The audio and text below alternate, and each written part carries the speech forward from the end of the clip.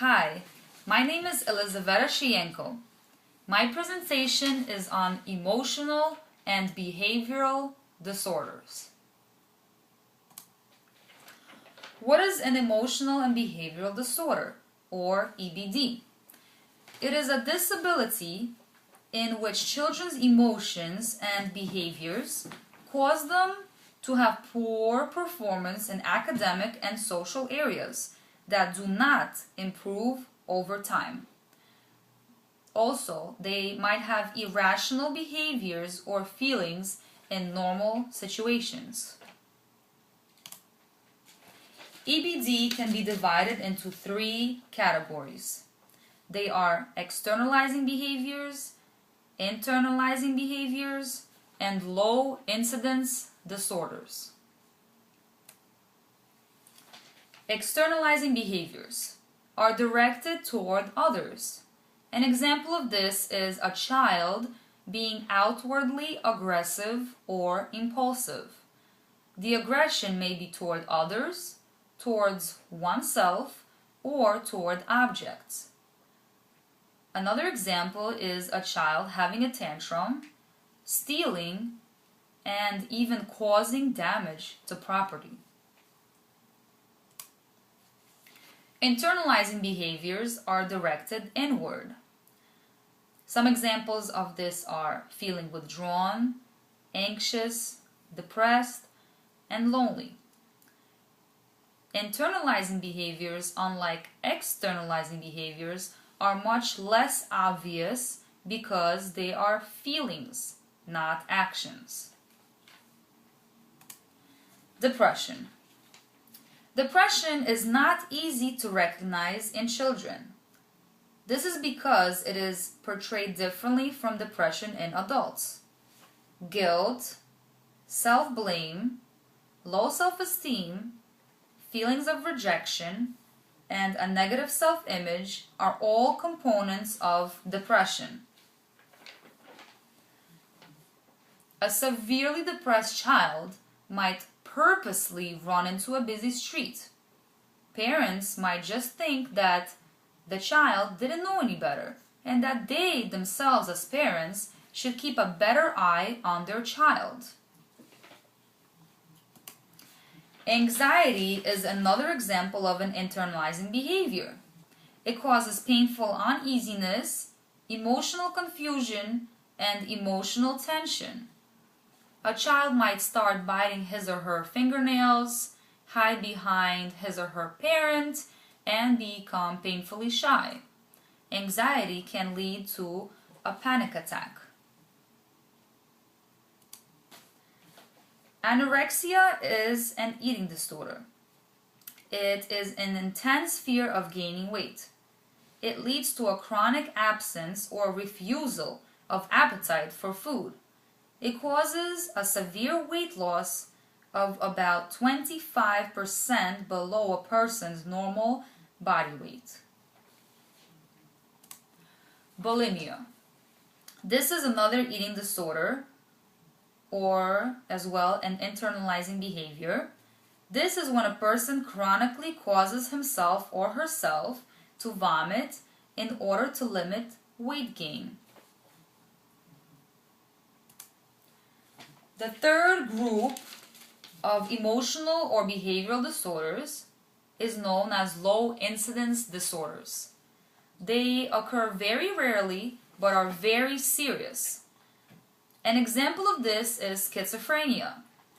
It is a complex mental disorder in which individuals see bizarre delusions. People with this disorder cannot tell the difference between real and unreal experiences. They have a difficult time behaving normally in social settings, thinking logically, and having normal emotional responses. Early intervention. This is the act of seeking help at the early phases of a disorder. Students with EBD should be helped as soon as possible. They should be helped right away at a young age so that they do not get worse as they get older. Early intervention is helpful and beneficial because it can reduce problems before they get even more serious. If children do not get the help that they need, they can become antisocial and be involved in criminal acts. They might also start using drugs and alcohol. A good support system is very important for students with EBD. Family, teachers, especially parents, are very important. What are some strategies for improving learning outcomes for students with EBD? There are certain things that teachers can do. They can give clear explanations. They should have specific rules and boundaries in the classroom. A good idea would be to give rewards for good behaviors, such as for following rules and doing well in class. Peer mentoring is also a good idea. This is when a typical functioning student is placed with a student with EBD. This way, the student with EBD will have a positive role model that will help him or her one-on-one to be successful in the classroom. It makes both students feel good about themselves. Especially the student with EBD, it makes him or her feel better about themselves. And it helps the student with EBD to stay on task in the classroom.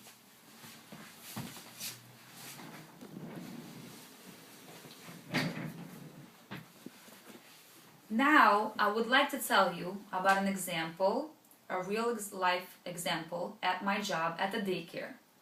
There were two students. They were twin boys, not identical, two brothers. They had emotional and behavioral disorders. They were aggressive, they were violent, hyperactive, they had a difficult time transitioning from one activity to the next. They would physically harm others, and they made the circumstances difficult and dangerous. Every morning when they would come to the daycare, they would start screaming, they would get very angry, and one of the brothers, who was more aggressive than the other, actually has hit me on several occasions. Also, they did not follow rules. When we had circle time and it was time for the kids to sing some songs, they would step away from the circle, they would go play with some toys, and they did not want to come back. And every time I would bring them back into the circle, they would become angry with me and they would have a tantrum.